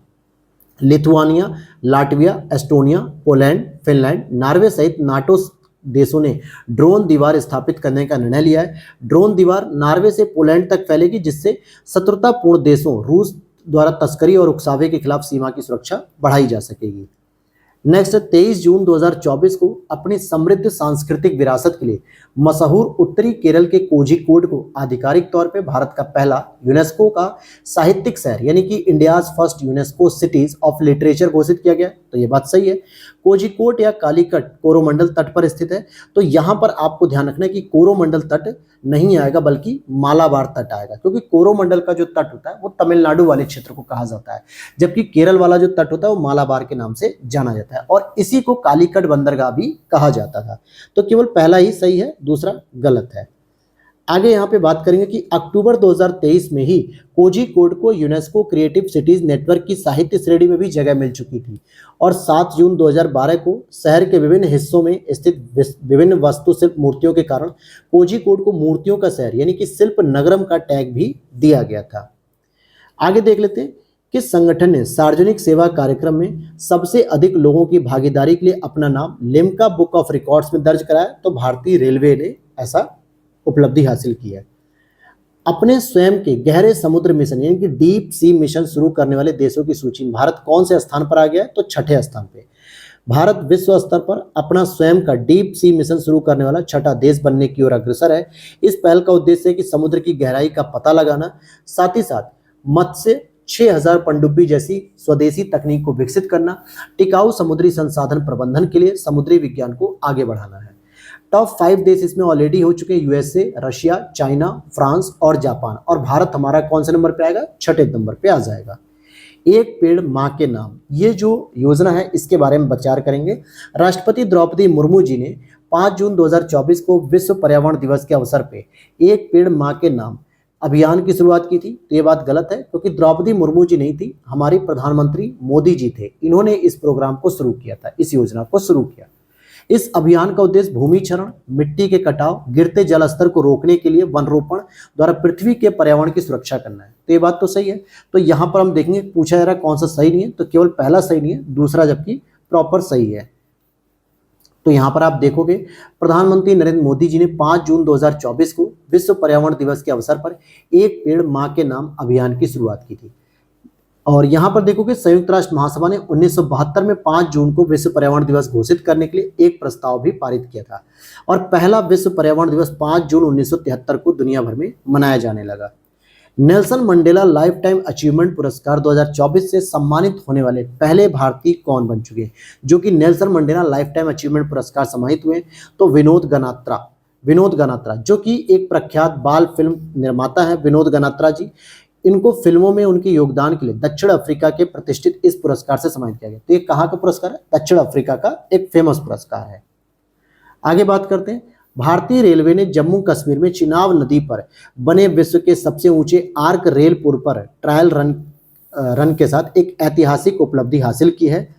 इस ट्रायल रन के तहत आर्क रेल पुल पर जम्मू कश्मीर में रामबन जिले के संगलदान और रियासी के मध्य 8 कोच वाली मेमू ट्रेन का सफलतापूर्वक संचालन भी किया गया। तो दोनों ही बातें यहाँ पे सही हो जाएगी। तो इसको चिनाब रेल ब्रिज के नाम से भी जाना जाता है, जो कि वर्तमान में विश्व का सबसे ऊंचा रेलवे ब्रिज है। कुछ इस तरीके से बनाया गया है, और इसी पे जो है कि ट्रेन भी ऐसे करके चलती है। किसने अपनी आत्मकथा सोर्स कोड माई बिगिनिंग्स लॉन्च करने की घोषणा की है? तो बिल गेट्स ने घोषणा की है। पहला अंतर्राष्ट्रीय खेल दिवस 2024 कब मनाया जाएगा? तो ये आपका अंतर्राष्ट्रीय स्तर पे पूछा जा रहा है खेल दिवस, तो आपका सही उत्तर हो जाएगा सी ऑप्शन, अर्थात 11 जून को मनाया जाएगा। आगे देखते हैं 406 प्रश्न को। तो यहाँ पे हम लोग पढ़ेंगे 406 406 नंबर पे प्रश्न है। Adani international ports holdings private limited ने तंजानिया के दार एस सलाम बंदरगाह पर कंटेनर टर्मिनल 2 के संचालन और प्रबंधन के लिए तंजानिया बंदरगाह प्राधिकरण के साथ 30 वर्षीय रियायत समझौते पर हस्ताक्षर किए। तो बिल्कुल सही बात है, यानी अभी अदानी इंटरनेशनल पोर्ट्स होल्डिंग्स ने कहां से समझौता किया? तंजानिया से किया। साथ ही साथ दार एस सलाम पोर्ट एक गेटवे पोर्ट है, जिसमें सड़क और रेलवे का एक अच्छी तरह से जुड़ा हुआ नेटवर्क होता है। एक ऐसा पोर्ट जहां पे ट्रेन और सड़क दोनों की कनेक्टिविटी होती है सामान को लाने और ले जाने के लिए, उसी को हम गेटवे पोर्ट भी कहते हैं। तो दोनों बातें यहाँ पे सही हो गई हैं। और तंजानिया हिंद महासागर के तट पर स्थित एक पूर्वी अफ्रीकी देश है, जिसकी राजधानी डोडोमा सिटी है। नेक्स्ट है आपका जून 2024 में सुर्खियों में रहा सुहेलवा वन्यजीव अभ्यारण्य कहां पर स्थित है? उत्तर प्रदेश में। इस अभ्यारण्य में बाघों की मौजूदगी के सबूत मिलने के कारण उत्तर प्रदेश में एक नया बाघ अभ्यारण्य स्थापित किया जाएगा। श्रावस्ती बलरामपुर गोंडा जिले में स्थित सुहेलवा वन्यजीव अभ्यारण्य भारत नेपाल सीमा पर लगभग 452 वर्ग किलोमीटर में फैला हुआ है। नेक्स्ट आपका प्रश्न 21 जून 2024 को 10वां अंतर्राष्ट्रीय योग दिवस मनाया गया। साथ ही साथ वर्ष 2024 में अंतर्राष्ट्रीय योग दिवस की जो थीम थी yoga for self and society, स्वयं और समाज के लिए हमें योगा करना चाहिए। दोनों ही बातें यहाँ पे सही हैं। 10वां अंतर्राष्ट्रीय योग दिवस 2024 श्रीनगर जम्मू कश्मीर में आयोजित किया गया था। ओके, और जो पहली बार हुआ था वो 21 जून 2015 को हुआ था। समाचार में रही नाइसी जनजाति किस राज्य की सबसे बड़ी जनजाति है या जाति समूह? तो ये अरुणाचल प्रदेश की हो जाएगी। आगे देख लेते हैं यहाँ पे गाजा संघर्ष के दौरान हाल ही में किस देश ने इजरायली पासपोर्ट धारकों पर प्रतिबंध लगा दिया? तो मालदीव ने लगा दिया, मालदीव ने लगाया। नेक्स्ट 23 जून 2024 को अंतर्राष्ट्रीय ओलंपिक दिवस मनाया गया। इस वर्ष की थीम थी चलो आगे बढ़ो और जश्न मनाए। तो यहाँ पर दोनों ही स्टेटमेंट पे हम बात करेंगे, तो आप देखोगे कि दोनों स्टेटमेंट आपके यहाँ पे सही हो जाएंगे। आगे देख लेते हैं यहाँ पे अंतर्राष्ट्रीय ओलंपिक दिवस की जो शुरुआत हुई थी 23 जून 1948 को हुई थी, इसीलिए 23 जून को अंतर्राष्ट्रीय ओलंपिक दिवस सेलिब्रेट किया जाता है। जून 2024 में कौन भारतीय नौसेना की पहली महिला हेलीकॉप्टर पायलट बनी? तो ये हो जाएगा अनामिका बी राजीव। तमिलनाडु के रानीपेट जिले के अरकोणम में नौसेना वायु स्टेशन आईएनएस राजली में आयोजित पासिंग आउट परेड के दौरान सब लेफ्टिनेंट अनामिका बी राजीव को भारतीय नौसेना की पहली महिला हेलीकॉप्टर पायलट बनाया गया। जून 2024 में पृथ्वी की 15,000 परिक्रमाएं पूरी करने वाले ध्रुव अंतरिक्ष थाईबोल्ट उपग्रह को किसके द्वारा निर्मित किया गया है? तो ध्रुव एस्पेस हैदराबाद के द्वारा निर्मित किया गया। जापान भारत समुद्री अभ्यास जिमेक्स 24 का 8वां संस्करण कहां पर आयोजित किया गया? योकोसुका जापान में किया गया। भारतीय नौसेना के स्वदेश निर्मित आईएनएस शिवालिक ने जिमेक्स 24 अभ्यास में भाग लिया था। वीर गार्जियन, धर्म गार्जियन, जिमेक्स, ये तीनों ही अभियान हमारे भारत और जापान के बीच में आयोजित होते हैं। आगे देखते हैं, वर्ष 2024 में कौन सा देश अपने पहले बहुराष्ट्रीय अभ्यास तरंग शक्ति का आयोजन करेगा? तो भारत हो जाएगा। भारतीय वायुसेना का यह अभ्यास अगस्त 2024 में आयोजित होगा। तरंग शक्ति अभ्यास में फ्रांस होगा, ब्रिटेन होगा, ऑस्ट्रेलिया होगा, अमेरिका होगा, जापान जैसी कई प्रमुख वायुसेनाएं शामिल होंगी, तो इसीलिए इसको बहुराष्ट्रीय कहा गया है। यह भारतीय वायुसेना द्वारा आयोजित किया जाने वाला पहला बहुराष्ट्रीय हवाई अभ्यास होगा। तो ये प्रश्न बन सकता है कि तरंग शक्ति का आयोजन कौन कर रहा है? चमेली देवी जैन पुरस्कार 2024 के संदर्भ में निम्नलिखित कथनों पर हम विचार करेंगे। वर्ष 2024 में यह पुरस्कार तमिलनाडु की स्वतंत्र पत्रकार ग्रीष्मा कुठार, जिसने मई 2023 की मणिपुर हिंसा का गहन और विस्तृत कवरेज किया, तथा इंडियन एक्सप्रेस से संबद्ध पत्रकार रितिका चोपड़ा को संयुक्त रूप से मार्च 2024 में नई दिल्ली में एक समारोह में दिया गया। तो ये बात सही है कि चमेली देवी जैन पुरस्कार एक पत्रकारिता के लिए दिया गया। स्वतंत्रता आंदोलन के दौरान जेल जाने वाली पहली जैन महिला चमेली देवी जैन की स्मृति में यह पुरस्कार की स्थापना मीडिया फाउंडेशन के द्वारा 1980 से दी जा रही है। तो दोनों ही बातें यहाँ पर सही हो जाएंगी। आगे बात करेंगे कि यह पुरस्कार किसी महिला पत्रकार को ही दिया जाता है, इसीलिए वहां पे दोनों ही महिलाओं का नाम दिया था। लंदन की सेंट्रल बैंकिंग द्वारा risk manager of the year 2024 का पुरस्कार किस संस्था को दिया गया? तो ये हमारे भारत की आरबीआई को दिया गया है, रिजर्व बैंक ऑफ इंडिया को, जिसने यह अवार्ड भारतीय रिजर्व बैंक की जोखिम संस्कृति और जागरूकता को बढ़ाने में किए गए प्रयासों के लिए दिया गया। डायरिया रोको अभियान कथन पे विचार करते हैं। तो प्रधानमंत्री नरेंद्र मोदी जी ने डायरिया के कारण होने वाली मौतों को रोकने के लिए डायरिया रोको अभियान को शुरू किया। यह अभियान 1 जुलाई से लेकर 31 अगस्त 2024 तक चलाया गया, जिसका उद्देश्य डायरिया के कारण होने वाली बाल मृत्यु को समाप्त करना है। तो दोनों में से पहला ही केवल बस सही होगा, क्योंकि अगर हम देखते हैं तो पहली चीज मतलब यहाँ पे सही नहीं पूछा जा रहा है, सॉरी। तो देखिए दूसरा स्टेटमेंट तो सही है, लेकिन पहला गलत है, क्योंकि इसको नरेंद्र मोदी जी ने नहीं बल्कि केंद्रीय स्वास्थ्य मंत्री जेपी नड्डा साहब ने डायरिया के कारण होने वाली मौतों को रोकने के लिए डायरिया रोको अभियान को शुरू किया था। किस राज्य में स्थित बिनसर वन्यजीव अभ्यारण्य में जंगल की आग को नियंत्रित करने के लिए MI-17V5 हेलीकॉप्टर की तैनाती की गई? उत्तराखंड में की गई है। किस राज्य सरकार ने मिशन निश्चय लॉन्च किया है? तो इसको अगर आप देखोगे तो डी ऑप्शन हो जाएगा, यानी पंजाब सरकार ने, क्योंकि पंजाब पुलिस ने भारत पाकिस्तान सीमा पर मादक पदार्थों की तस्करी से निपटने के लिए बीएसएफ और ग्राम रक्षा समितियों के साथ मिलकर पंजाब के फाजिलका जिले में मिशन निश्चय की शुरुआत की है, जिसका उद्देश्य है कि कहीं ना कहीं जो ड्रग सप्लाई होता है उनको कंट्रोल करने के लिए किया गया है। सैन्य अभ्यास रिमपैक 24 के संदर्भ में चीन से उत्पन्न होने वाले खतरे से निपटने के लिए दुनिया के 24 देशों का सैनिक अभ्यास रिम ऑफ द पैसिफिक का आयोजन 25 जून से 2 अगस्त 2024 तक अमेरिका के हवाई में किया गया है। मतलब अमेरिका का जो आइलैंड है, एक द्वीप, हवाई द्वीप, वहां पर, और जिसकी थीम है सतत विकास के लिए स्वतंत्र व्यापार। तो केवल पहला होगा, क्योंकि एक तरफ आप अभ्यास से संबंधित यानी कि सुरक्षा समेत कोई आयोजन कर रहा हो और वहां पे व्यापार वगैरह से समेत कोई बात नहीं हो सकती, तो इसलिए पहला ही स्टेटमेंट सही है, दूसरा गलत, क्योंकि इसकी जो थीम थी साझेदार, एकीकृत और तैयार रहें। किस राज्य में स्थित स्मृति वन भूकंप स्मारक संग्रहालय को यूनेस्को के प्रिक्स वर्सेस पुरस्कार 2024 से सम्मानित किया गया? तो ये गुजरात में ओपन किया गया है। यूनेस्को ने गुजरात के भुज के स्मृति वन भूकंप संग्रहालय को प्रतिष्ठित प्रिक्स वर्सेस पुरस्कार के तहत दुनिया के 7 सबसे खूबसूरत संग्रहालयों में सूचीबद्ध किया है। और साथ ही साथ इसे स्मारक पर उन लोगों के नाम अंकित हैं जहां पर 2001 में आए भूकंप में जिन्होंने अपनी जान गंवाई थी। वन वीक वन थीम, इसके संदर्भ में अगर हम इस कथन पर विचार करें वन वीक वन थीम पर, तो केंद्रीय राज्य मंत्री डॉक्टर जितेंद्र सिंह ने मोदी 3.0 सरकार के गठन के बाद विज्ञान और प्रौद्योगिकी की विभिन्न धाराओं में भारत की हाल के दिनों में सफलता की कहानियों को प्रदर्शित करते हुए वन वीक वन थीम अभियान की शुरुआत की। नेक्स्ट है, इसका उद्देश्य था कि ओवरलैप को कम करने और संसाधनों का अनुकूलतम प्रयोग करने के लिए समान परियोजनाओं पर काम कर रहे सभी CSIR प्रयोगशालाओं के प्रयासों को एकीकृत करना है। तो दोनों स्टेटमेंट आपके यहाँ पर सही हो जाएंगे। भारत के किस क्षेत्र में डबल सन हेलो नामक एक दुर्लभ खगोलीय घटना देखी गई है? तो ये हो जाएगा आपके लद्दाख में। यह एक दुर्लभ प्रकाशीय घटना है जिसमें सूर्य के चारों ओर 2 संकेंद्रीय वलय दिखाई देते हैं। यह तब होता है जब सूर्य की रोशनी सिरस बादलों में लटके बर्फ के क्रिस्टलों से होकर अपवर्तित होती है, जिससे चमकदार दृश्य प्रभाव पैदा होता है। तो आज हम लोगों ने कंप्लीट कर लिए 424 प्रश्न तक, जो कि हमने शुरू किया था 290 से, और लगभग 135 प्रश्न के आसपास हम लोगों ने कंप्लीट किए हैं। ठीक है, तो इसी तरीके से हम लोग जल्दी से जल्दी 135 से 140 प्रश्नों की सीरीज को लेकर, यानी 1 घंटे या 1 घंटे 10-15 मिनट की क्लास को फॉलो करते हुए करंट अफेयर्स को अगले 5 दिन में कंप्लीट कर लेंगे। कितने दिन में? 5 दिन में।